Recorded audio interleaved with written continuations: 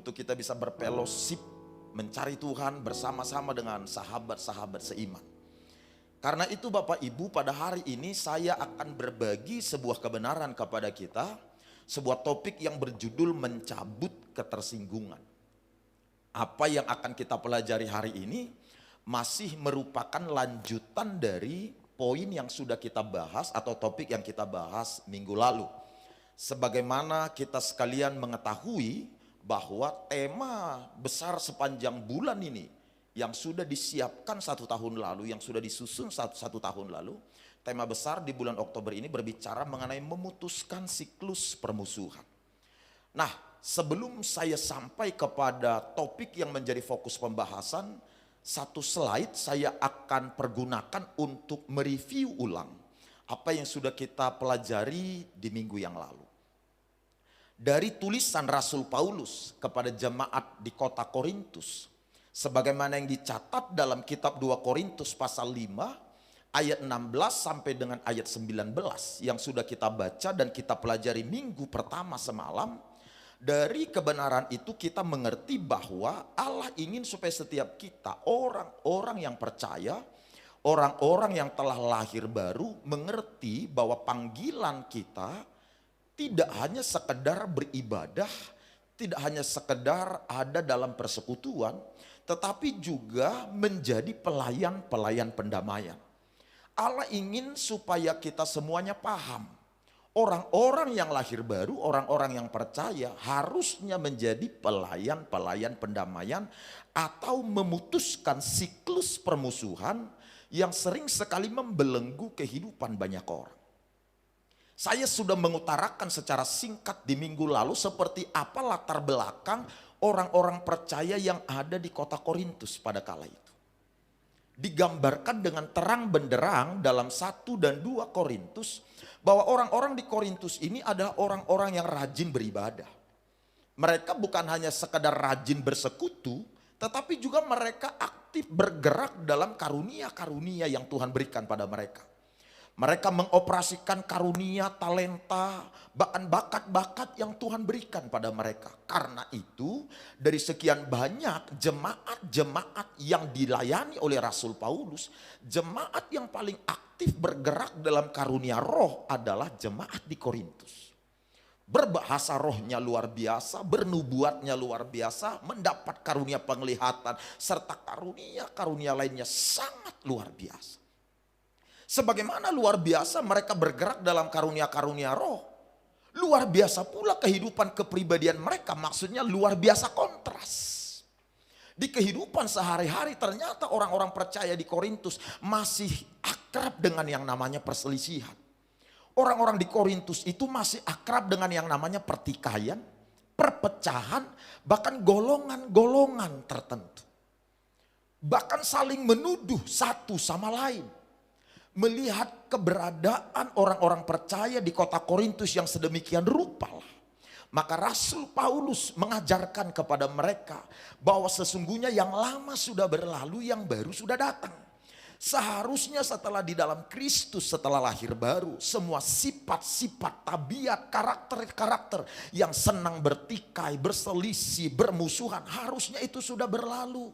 Seharusnya muncullah sikap atau sifat-sifat yang baru sebagaimana yang diwarisi dari Kristus Yesus. Makanya Paulus ngajar, Paulus ngomong melalui pasal 5 2 Korintus ini bahwa kita yang percaya ini mengertilah kita. Panggilan kita tidak cuma sekedar bersekutu, tidak cuma sekedar beribadah, bergerak dalam karunia roh, tapi harus menjadi pelayan pendamaian atau memutuskan siklus permusuhan. Sehingga tidak terbawa terus menerus ketika kita hidup di luar Kristus, bahkan setelah kita hidup dalam Kristus, bahkan setelah kita ada di dalam pelayanan ladang Kristus. Siklus ini harus diputuskan. Nah, setelah kita memahami dan kita semuanya mengerti bahwa panggilan kita sebagai orang percaya adalah menjadi pelayan pendamaian atau memutuskan siklus permusuhan, maka pada hari ini saya akan berbagi kepada kita sekalian bagaimana cara memutuskan siklus permusuhan itu. Hal ini menjadi sangat penting untuk kita mengerti, khusus orang-orang Kristen, orang-orang percaya, supaya semua orang-orang percaya lepas dari belenggu pertikaian, lepas dari belenggu pertengkaran, permusuhan, bahkan juga perselisihan yang sering sekali terdapat atau masuk di kehidupan sehari-hari kita, termasuk anak-anak Tuhan. Nah, karena itu saudara-saudara, saya akan mencoba berbagi beberapa metode Alkitabiah, beberapa metode yang diajarkan oleh Alkitab supaya kita bisa memutuskan siklus permusuhan itu. Saya bagi satu poin di kesempatan ini. Poin yang pertama ialah mencabut ketersinggungan. Saya ulang sekali lagi. Poin yang pertama supaya kita bisa memutuskan siklus permusuhan adalah cabut ketersinggungan. Ayo kita lihat dulu kebenaran Alkitab. Dari kitab Lukas pasal 9 ayat 51 sampai 56. Mari Bapak Ibu yang membawa Alkitab, ayo kita baca bersama-sama. Injil Lukas pasal 9 ayat 51 sampai dengan ayat 56. Kalau saudara sudah ketemu, dalam hitungan ketiga kita akan membaca bersama-sama. Injil Lukas pasal 9 ayat 51 sampai dengan 56. Yang sudah ketemu boleh katakan amin. Ayo kita baca bersama-sama ya. 2, 3 ya. Ketika hampir genap waktunya Yesus diangkat ke sorga, ia mengarahkan pandangannya untuk pergi ke Yerusalem. Dan ia mengirim beberapa utusan mendahului dia.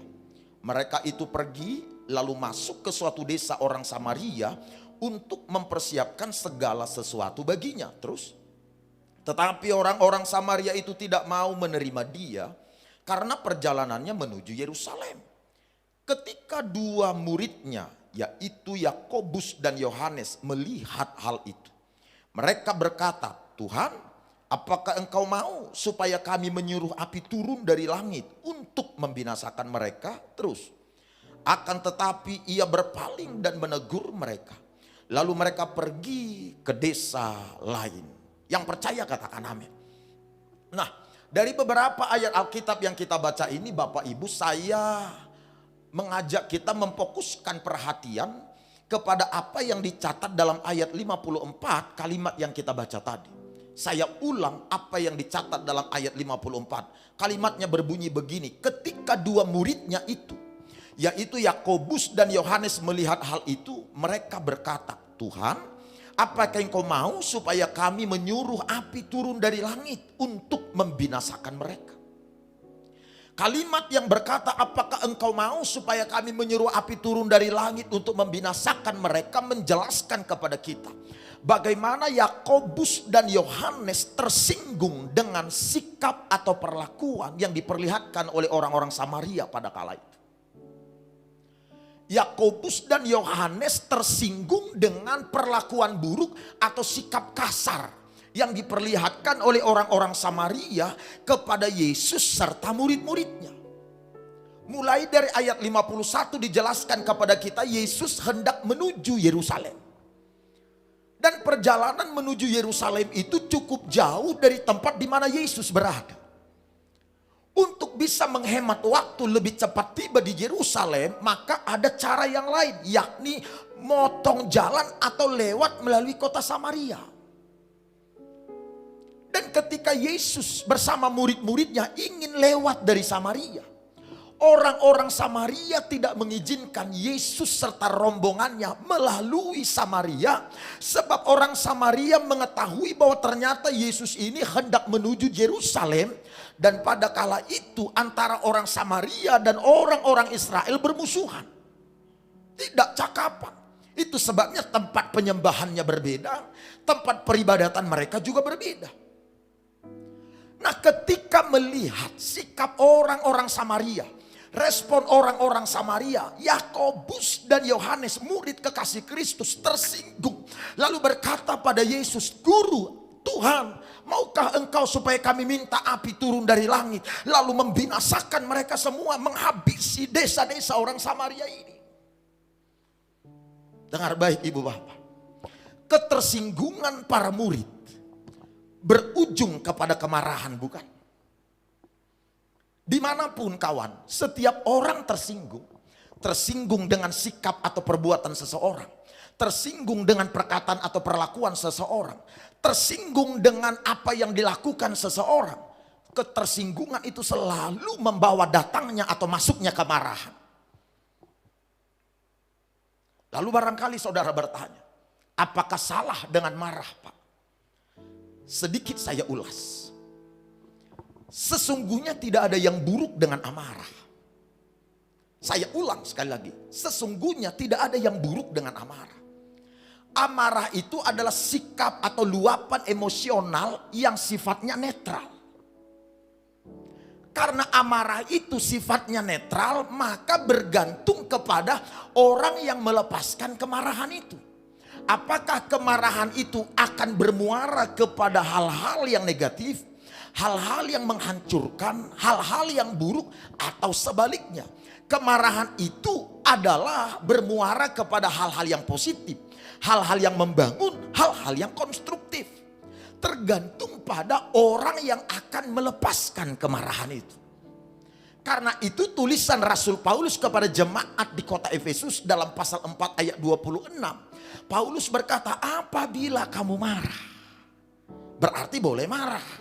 Tidak ada yang salah dengan kemarahan sejauh kemarahan itu diarahkan tepat pada sasarannya, bukan kepada hal yang buruk yang menghancurkan dan seterusnya. Makanya Paulus melanjutkan dalam pasal 4 kitab Efesus itu ayat 26. Apabila kita marah, jangan sampai matahari terbenam baru padam kemarahan kita. Begini Bapak Ibu Saudara-saudara. Oleh karena kemarahan itu netral, kemarahan itu tidak buruk-buruk amat, tergantung kepada kita, maka marahnya saudara ini adalah marah yang benar, marah yang bernilai, marah yang alkitabiah atau tidak, tergantung kepada motivasi marah saudara itu. Marah yang benar itu, marah yang bernilai itu, marah yang alkitabiah itu adalah apabila saudara marah karena hak-hak pribadi yang Allah berikan kepada saudara terganggu atau terancam. Ketika hak pribadi saudara terganggu, terancam, saudara boleh marah. Marahnya ini adalah marah yang akan mengajarkan orang lain supaya tidak mengganggu hak orang lain. Marah ini marah yang bernilai, mengingatkan orang lain supaya mereka tidak memberangus apa yang menjadi milik atau hak orang lain. Saudara sudah kapling itu tanah saudara. Saudara sudah bangun rumah saudara. Kemudian ada orang yang menggeser patoknya, lalu mengklaim bahwa itu milik dia dan seterusnya. Saudara boleh marah. Karena dia telah melakukan sesuatu yang salah, mengambil hak orang lain. Pernah baca kisah perumpamaan seorang ibu single parents yang datang kepada hakim yang lalim karena dia meminta dan mempertahankan, memperjuangkan haknya, bukan. Jadi marah yang benar, marah yang alkitabiah itu adalah apabila saudara marah karena hak-hak pribadi kita diganggu, karena hak-hak pribadi kita terancam. Saya kasih contoh yang berlawanan, contoh yang berbeda. Kalau misalnya saudara lagi bermain handphone, lalu saudara lagi ada santai di depan televisi, itu waktu yang mahal. Waktu di mana saudara tidak punya kesempatan bisa bermain handphone di depan televisi atau sambil mendengar berita di televisi. Ketika saudara punya waktu seperti itu sambil pegang handphone, tiba-tiba anak kita, anak saudara berlari atau bagaimana dengan lucunya atau menyenggol, kemudian mengambil handphone, jatuh dan pecah. Lalu saudara marah pada anak itu. Kemarahan seperti ini bukan kemarahan yang bisa disebut sebagai kemarahan yang benar, yang bernilai atau yang alkitabiah. Kemarahan ini lebih kepada didorong karena kepentingan atau egoisme sendiri, kepentingan pribadi. Harusnya saudara tidak perlu marah pada anak karena handphone saudara jatuh. Sebab ini waktu saudara seharusnya tidak perlu merasa rugi karena waktu saudara terganggu dengan anak saudara ini. Ketika kita merasa anak kita telah mengganggu waktu pribadi kita, waktu bermain handphone kita atau jatuh handphone itu, saudara marah, ini namanya egois, Pak. Kemarahan yang lahir dari keegoisan atau mementingkan diri sendiri, ini kemarahan yang buruk. Harusnya saudara lebih mengasihi anak, lebih memperhatikan anak, lebih memberi waktu pada anak, bukan pada handphone dan lain sebagainya. Kemarahan yang bernilai, kemarahan yang alkitabiah, Kemarahan yang benar adalah apabila kepercayaan saudara diganggu atau terancam. Keyakinan pribadi saudara diganggu atau terancam. Kalau ada orang ngomong jangan percaya sama Yesus, jangan datang lagi ibadah, jangan pergi ke gereja, bla bla bla. Setiap kali saudara mendengar kata jangan, ini adalah mempersempit ruang gerak saudara untuk menjalankan keyakinan saudara. Saudara boleh marah. Karena itu keyakinan saudara. Yesus pernah marah pada orang yang mencoba melawan keyakinan Kristus. Dalam Markus pasal 2. Yesus dan murid-muridnya berjalan di ladang gandum. Saat berjalan pada hari Sabat pada waktu itu, salah satu murid memetik gandum itu. Bekerja atau melakukan aktivitas apapun adalah salah berdasarkan hukum Taurat. Lalu orang Farisi yang melihat apa yang dilakukan oleh para murid, ngomel, mengkritik, mengecam Yesus. Mereka berkata, lihatlah, katanya Mesias, katanya anak Allah, tetapi mereka melakukan sesuatu yang dilarang oleh hukum Taurat. Dalam Injil Matius pasalnya yang kedua itu, ayat 27 sampai 36, Yesus ngomong, Sabat adalah untuk manusia, bukan manusia untuk Sabat. Hukum Taurat untuk manusia, bukan manusia untuk hukum Taurat. Itulah komentar Yesus. Membela keyakinannya. Bahwa keyakinan Kristus metik segandum atau melakukan apapun bahkan pada hari Sabat tidak salah. Saya berharap saudara sekarang sudah bisa membedakan mana marah yang bernilai, mana marah yang benar, mana marah yang Alkitabiah. Lalu marah yang buruk, marah yang menghancurkan, marah yang negatif adalah apabila marah kita itu adalah marah yang bercampur aduk dengan permusuhan. Apabila marah kita itu bercampur aduk dengan dendam atau ingin membalas dendam karena permusuhan. Ini marah yang buruk. Akan kubikin dia susah tidur. Akan kubikin dia malu. Akan kuhancurkan hidupnya biar dia tahu rasa. Ini marah yang buruk, marah yang membawa dosa. Marah yang buruk itu Bapak Ibu, marah yang tidak bernilai itu, marah yang negatif itu adalah apabila penyelesaian permasalahan itu dituntut dengan penganiayaan fisik, bertindak kasar, bahkan juga membanting pintu, nyetir dengan ceroboh. Naik sepeda motor, naik mobil dengan ceroboh. Karena kita marah pada mereka yang di samping. Kita ngebut supaya dia teriak, ketakutan, terintimidasi dan lain sebagainya. Atau barangkali kita berkata kasar, berkata merendahkan, berteriak, mengancam dan lain sebagainya. Ini marah yang negatif. Ini marah yang buruk. Marah yang seperti ini dianulir atau ditolak. Ini tidak diakomodasi, tidak diterima dalam pandangan keyakinan orang Kristen. Karena itu begini Bapak Ibu, ini nasihat saya.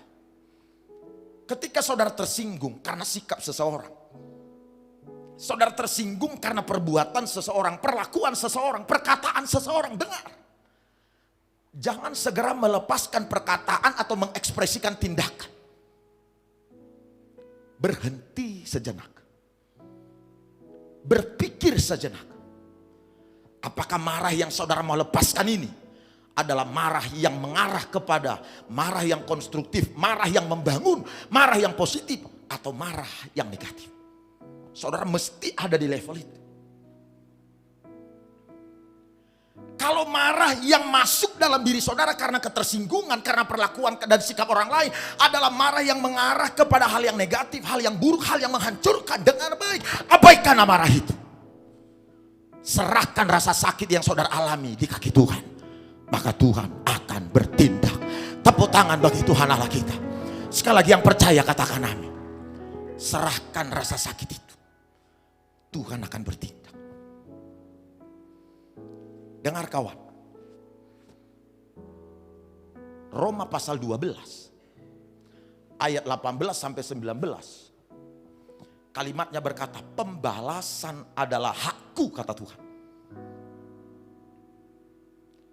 Tak seorang pun di antara manusia yang pernah diberi kepercayaan menjadi perpanjangan tangan Tuhan melakukan tindakan pembalasan. Serahkan di kaki Tuhan. Artinya kita naik banding pada posisi atau pada pemimpin yang lebih tinggi, pengambil keputusan yang lebih tinggi, yaitu Yesus.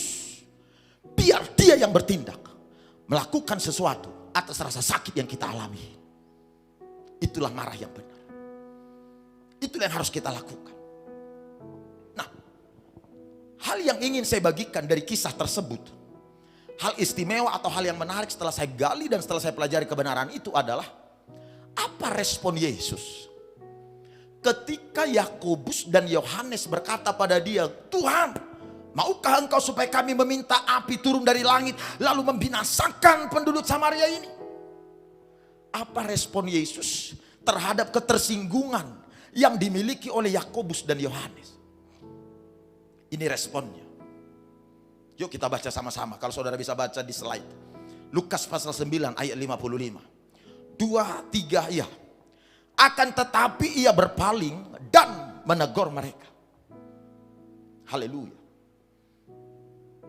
Respon Yesus, Pak. Tanggapan Yesus pada kedua murid yang dia kasihi ini.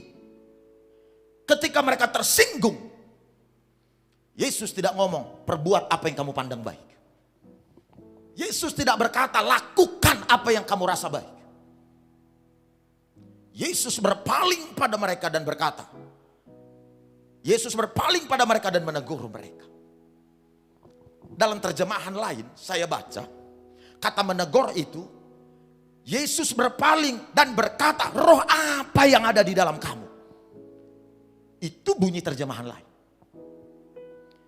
Sekali lagi Yesus ngomong, roh apa yang ada dalam kamu? Dengar kawan, kalau saudara punya pasangan, punya teman, atau punya kawan-kawan sepelayanan, tersinggung karena perkataan seseorang, tersinggung karena sikap atau perbuatan seseorang, dan saudara tahu dia tersinggung, ngomong sama dia, roh apa yang ada dalam kamu?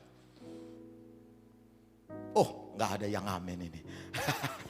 Tolong dengar, saudara mesti ngomong, roh apa yang ada di dalam kamu? Setelah kita dalam Kristus, Bapak Ibu, roh yang ada dalam kita adalah roh yang penuh dengan sukacita. Roh yang damai, sejahtera. Roh yang cinta damai. Ini adalah hal yang dibuahkan atau dibuahi oleh Roh Kudus dalam diri kita. Jadi kalau suka ribut, suka bertengkar, suka cari-cari kesalahan, harus dipertanyakan, roh apa yang ada di dalam kamu? Dengan kata lain kira-kira Yesus mau begini, hei Yakobus, hei Yohanes, cabut ketersinggunganmu itu. Identitasmu di dalam Kristus adalah identitas yang suka damai atau pelayan pendamaian. Bukan pelayan permusuhan, bukan pelayan keributan atau pertengkaran. Pelayan pendamaian. Cabut ketersinggunganmu, kata Yesus.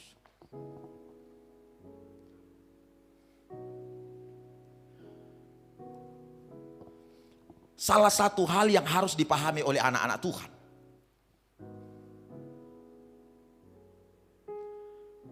semua gangguan-gangguan yang datang dalam diri kita bertujuan untuk mengalihkan perhatian kita dari apa yang Allah inginkan kita kerjakan atau kita alami, kita jalani. Perkataan orang, perlakuan orang, sikap orang. Sering sekali semua ini hanya ingin mengalihkan perhatian kita sebenarnya. Hanya ingin mengalihkan fokus kita dari apa yang seharusnya kita kerjakan, kita jalani. Karena itu Bapak Ibu, rekan-rekanku sekalian, jangan membuang-buang waktu saudara, energi saudara, serta perhatian saudara terlibat dalam konflik-konflik yang tidak bermanfaat untuk kemajuan saudara.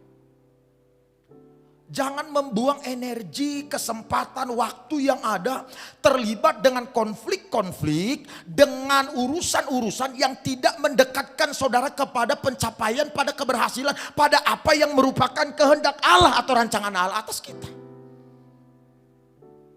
Saya sudah beberapa kali bicara pada kita. Apa kata orang, Pak? perbuatan orang lain, sikap orang lain tidak akan pernah mengubah maksud dan tujuan Allah atas kita. Perlakuan buruk orang lain, perkataan atau sikap buruk dari orang lain pada kita tidak akan pernah mengubah siapa saudara di hadapan Tuhan. Oleh karena itu jangan membuang-buang waktu, menghabiskan energi, mengalihkan perhatian saudara kepada orang-orang yang mengecam saudara, orang-orang yang mengkritik saudara habis-habisan, orang-orang yang menghujat saudara, orang-orang yang ingin mengubur saudara.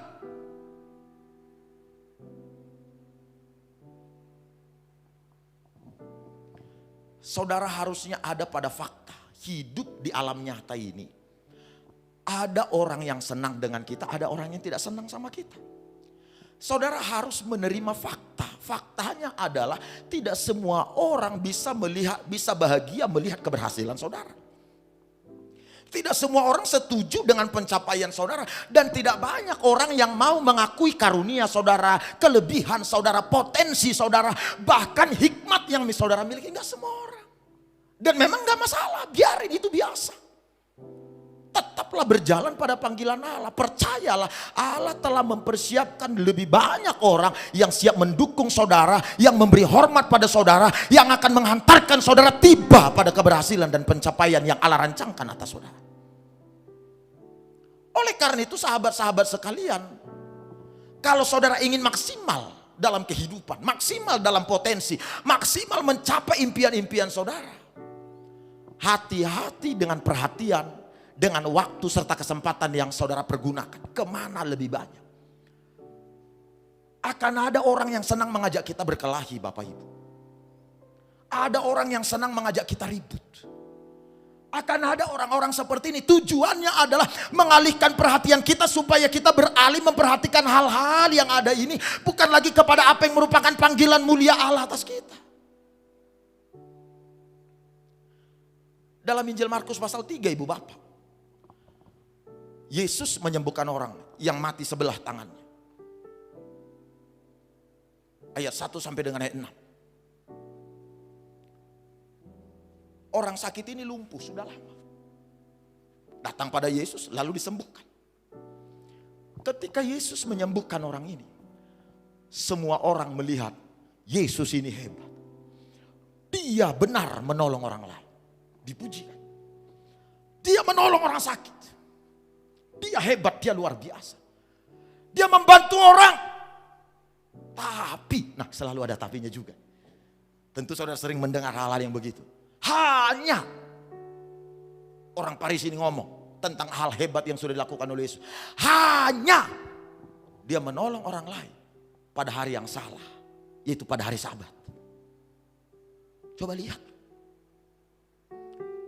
Padahal itu sudah hal baik, hal luar biasa yang Yesus lakukan. Tetap orang bisa menemukan kesalahannya loh. Tetap orang bisa melihat kelemahan-kelemahan Yesus. Dia lakukan itu di hari Sabat. Aku beritahu sama ibu bapak. Seandainya saudara berubah seperti yang diinginkan oleh para pengecam saudara. Saudara berubah seperti yang diinginkan oleh para pengkritik saudara. Saudara berubah seperti apa yang mereka inginkan. Mereka akan tetap menemukan ada kesalahan-kesalahan lain yang saudara lakukan. Saudara ajak makan seseorang. Saudara ngomong, saudara bicara. Setelah itu dia pulang. Dia bisa ngomong lagi, memang dia sudah ajak kita makan. Tapi, ini loh. Kami sebenarnya nggak mengharapkan makan, jalan-jalan. Itu lagi loh saudara. Selalu ada tapi. Saya suka dengan kisah Raja Saul ketika pertama sekali dia menjadi raja, dilantik oleh Samuel. 1 Samuel pasal 10 ayat 24 melaporkan Nabi Samuel yang telah mengurapi Raja Saul, raja pertama Israel. Nabi Samuel berkata, lihat itu rajamu. Tidak ada yang seperti dia, bukan? Nabi Samuel loh yang ngomong. Gak ada yang seperti dia kan. Pada saat pelantikan itu banyak orang datang sukacita mengucapkan selamat, salam, selamat ya, disalam. Sukacita, gembira luar biasa. Mereka pulang. Begitu pulang sampai di rumah, orang-orang pada ngomongin Saul.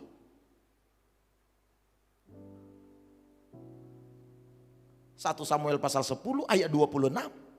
Bukan cuma ngomongin Saul, mereka malah tidak bersedia memberikan upeti. Karena itu sudah kesepakatan mereka.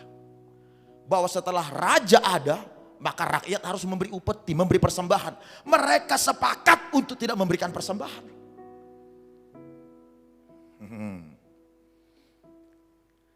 Hal bijak yang dilakukan oleh Saul, ayat 27. Ini sikap bijaknya Saul. Melihat semua itu, dia tidak mendatangi mereka lalu meyakinkan mereka. Para pengkritik, para pencemooh, para pengecam-pengecam Saul. Dia tidak menghabiskan waktu dan memberikan perhatian pada hal-hal yang seperti itu. Ayat 27 ngomong, Saul pura-pura tuli. Coba ngomong sama saya, pura-pura tuli. Belum kompak, 2, 3 ya. Pura-pura tuli. Dengan kata lain, Saul mengabaikan komentar, pemikiran, perkataan orang-orang itu. Saya berharap menyikapi semua yang ada di sekitar saudara yang bisa memungkinkan saudara menjadi tersinggung lalu membawa kemarahan masuk. Menyikapi semua itu, yang harus saudara lakukan adalah saudara harus ada di level mengerti mana yang harus diabaikan, mana yang harus diperhatikan. Saudara harus paham pemikiran-pemikiran mana yang harus diabaikan, pemikiran-pemikiran mana yang harus dihidupi, komentar-komentar mana yang harus didengar, komentar-komentar mana yang harus diacuhkan. Bahkan bila penting, saudara harus mengerti orang-orang seperti apa yang harus saudara dengar, orang-orang seperti apa pula yang harus saudara abaikan. Yang setuju, yang mengerti, kita berikan tepuk tangan bagi Tuhan Allah. Saya membaca statistik yang menyenangkan tentang persahabatan. Statistik itu berkata begini, 25% dari orang-orang yang kita temui adalah orang-orang yang tidak menyukai kita. Sekali lagi, 25% dari orang-orang yang kita temui adalah orang-orang yang tidak menyukai kita. 25%-nya lagi adalah orang-orang yang tidak menyukai kita tetapi bisa dibujuk untuk menyukai kita. Paham ya? 25% berikut, orang yang menyukai kita tetapi bisa dibujuk untuk tidak menyukai kita. Dan 25% berikutnya, orang yang memang benar-benar menyukai kita. Kalau saudara menghayati statistik tentang persahabatan itu, maka ini seharusnya membuat saudara lepas atau bebas dari kecemasan-kecemasan akan apa kata orang, perbuatan orang, sikap-sikap orang, bahkan hal-hal yang lainnya. Sehingga saudara tidak harus depresi terpuruk atau menyalahkan diri sendiri hanya karena adanya para pencemooh, orang-orang yang mencoba memperlihatkan sikap-sikap buruk pada saudara dan seterusnya. Mereka tidak mengendalikan apa yang menjadi tujuan hidup kita. Tuhanlah yang mengendalikan apa yang merupakan tujuan hidup kita di depan. Karenanya jaga perhatian saudara, jaga fokus saudara. Jangan membuang waktu, energi, potensi, perhatian hanya untuk hal-hal yang tidak bermakna dan tidak mendekatkan saudara kepada apa yang merupakan rancangan Allah. Kembali ke slide saya. Kenapa Yesus menegur Yakobus dan Yohanes? Coba lihat Markus pasal 3 sebentar ibu bapak. Haleluya. Ayat 17. Perhatikan saudara, saya baca ya. Markus pasal 3 ayat 17. Siapa Yakobus dan Yohanes ini? Ayat 17, perhatikan, saya baca begini. Yakobus anak Zebedeus dan Yohanes saudara Yakobus yang keduanya diberinya nama Boanerges, yang berarti anak-anak guru.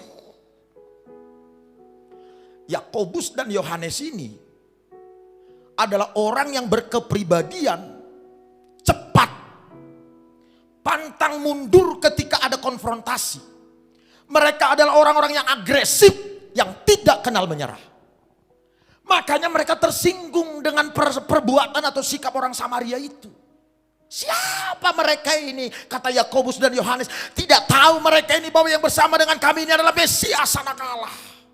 Sampai berani dia ngomong, Tuhan apakah engkau mau supaya kami minta api turun dari langit menghabisi desa Samaria ini.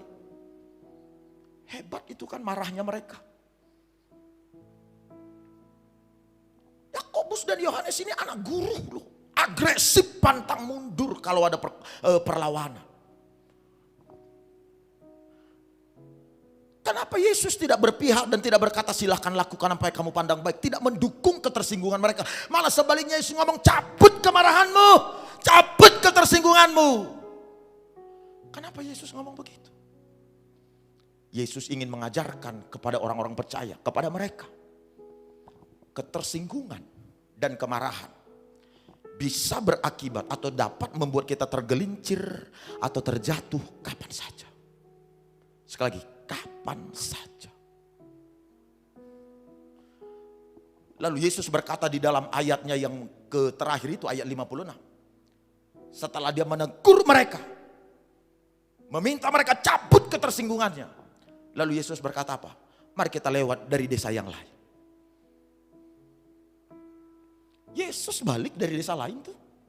Yesus yang adalah Tuhan, dia tidak ubah hati mereka sehingga mengizinkan Yesus bisa dia lakukan.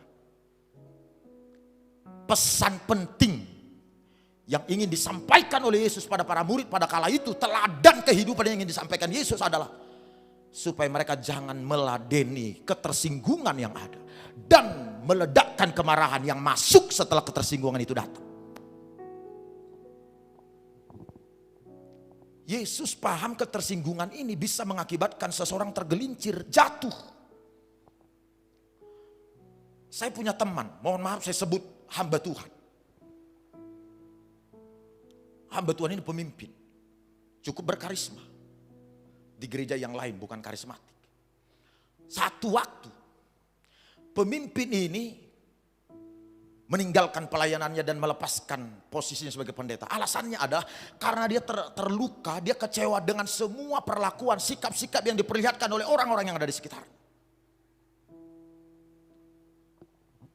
Mereka memperlakukan hamba Tuhan, gembala ini, sepertinya seperti A, seperti B, seperti C. Akhirnya suatu saat dia mengambil keputusan lepas.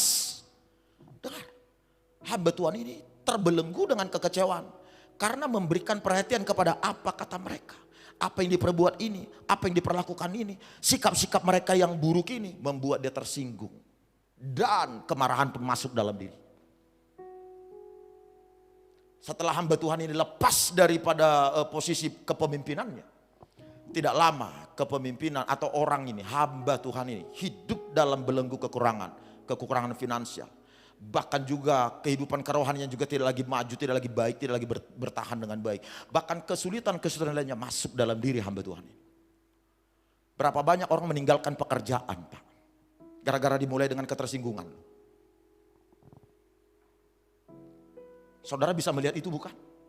Tersinggung dengan pemimpinnya, tersinggung dengan sahabatnya, tersinggung dengan atasannya. Dia resign, dia lepas. Begitu dia lepas, apakah hidupnya lebih baik? Ketersinggungan dan kemarahan bisa mengakibatkan seseorang tergelincir. Saudara suami istri, kita sesama tim sepelayanan, sesama keluarga dalam Kristus. Dengar baik, jangan pernah membiarkan diri saudara terbelenggu dengan ketersinggungan. Kalau suami saudara ngomong apa, istri saudara ngomong apa, dengar, terluka, sakit rasanya.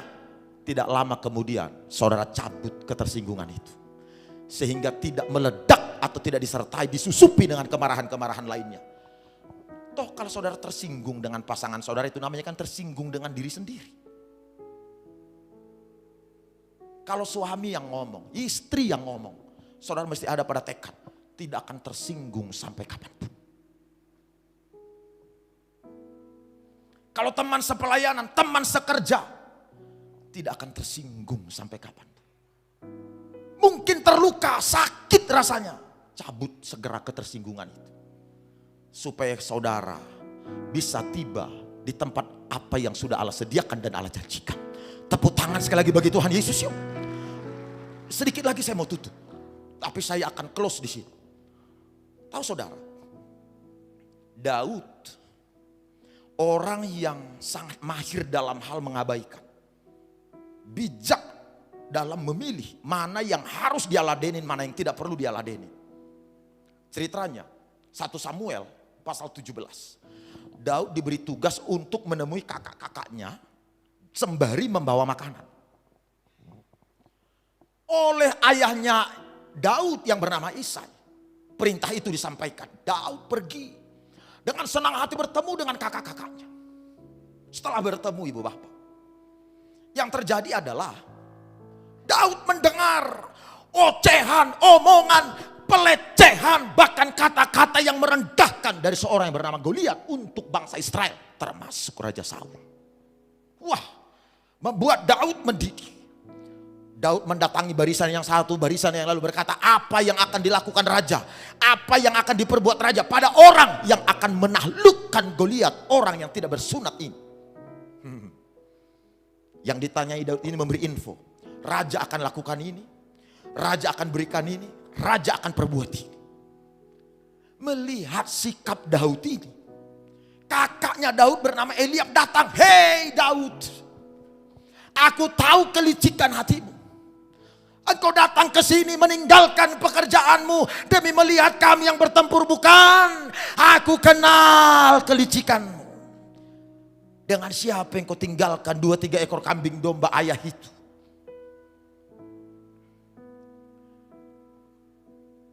Itu dalam terjemahan bahasa Indonesia Bapak Ibu. Menurut saudara, kalimat-kalimat yang diucapkan oleh Eliab kakaknya Daud ini melecehkan, merendahkan, bukan? Oh iya, melecehkan Daud, merendahkan Daud. Tapi saudara tahu 1 Samuel pasal 17 ngomong apa? Daud mengabaikan kakaknya Eliab. Hal-hal, kalimat-kalimat yang merendahkan dan melecehkan itu, dia tidak tanggapi. Daud tahu pertandingannya bukan pada Eliab, bukan melawan Eliab, tapi melawan Goliat. Dia abaikan Eliab, dia hadapi Goliat. Begini kawan, seandainya Daud meladeni Eliab kakaknya, dia lawan, dia lepaskan kemarahannya karena dia sudah tersinggung oleh perkataan yang diucapkan oleh kakaknya Eliab. Seandainya Daud melumpuhkan atau meladenin omong kosong dari Eliab itu, saya yakin Daud tidak akan pernah ada di posisi menjadi raja. Karena Eliab bukanlah orang yang Tuhan persiapkan untuk menjadi anak tangga promosi menjadikan Daud ada di tahta. Anak tangga promosi untuk tiba di istana adalah Goliat, bukan Eliab. Makanya Daud datangin Goliat, dia abaikan, pura-pura tidak dengar. Kakak saudara, abang saudara, adik saudara, keluarga saudara, suami istri, anak-anak kita, mereka bukan lawan kita, Pak. Mereka bukan tandingan kita. Jangan memberikan perhatian kepada hal-hal yang melukai, yang menyinggung perasaan saudara pada mereka. Jangan. Pertandingan kita adalah di luar sana, bukan mereka. Karena saya berharap saudara mengerti dan cukup bijak dalam hal menjaga ketersinggungan. Begitu ketersinggungan masuk, tidak lama saudara cabut. Ketersinggungan bisa menghambat kita sampai pada apa yang Allah rancangkan. Boanerges yang namanya adalah Yakobus dan Yohanes yang adalah anak-anak guru ini, pada akhirnya setelah mereka mencabut ketersinggungannya, saudara tahu bagaimana ending atau akhir cerita daripada Boanerges ini atau anak-anak guru ini, Yakobus dan Yohanes ini? Alkitab melaporkan Yakobus setelah dia mencabut ketersinggungannya, tidak membiarkan kemarahannya meledak dan terus-menerus berproses lulus dalam hal itu. Akhir daripada perjalanan hidup dan pelayanan mereka, Yakobus, rasul yang pertama martir. Ini anak guru loh, anak yang agresif, yang tidak pernah kenal menyerah kalau berkonfrontasi atau kalau ada perlawanan. Tapi setelah dia berkomitmen untuk mencabut setiap ketersinggungan, asal dia tersinggung dia cabut, sehingga dia tidak ladenin kemarahan yang ingin meledak itu. Dia bisa menjadi martir. Haleluya, luar biasa bukan? Ketika dia mencabut ketersinggungan. Yohanes, ketika dia terus mencabut ketersinggungannya dan mendisiplinkan hidupnya ada di level itu, apa yang terjadi pada Yohanes? Yohanes disebut sebagai rasul kasih, paling dekat dengan Kristus. Dialah yang menuliskan kitab Injil Yohanes bersama dengan surat 1, 2, dan 3 Yohanes. Lihat mereka berhasil pada perjalanan hidupnya dan pelayanannya bukan? Karena mereka mencabut ketersinggungannya. Berkomitmenlah untuk tidak membiarkan ketersinggungan bertumbuh dan membelenggu hidup kita. Kita tutup Alkitab. Saya mengajak kita menyanyikan nyanyian dan kita akan menyembah Tuhan.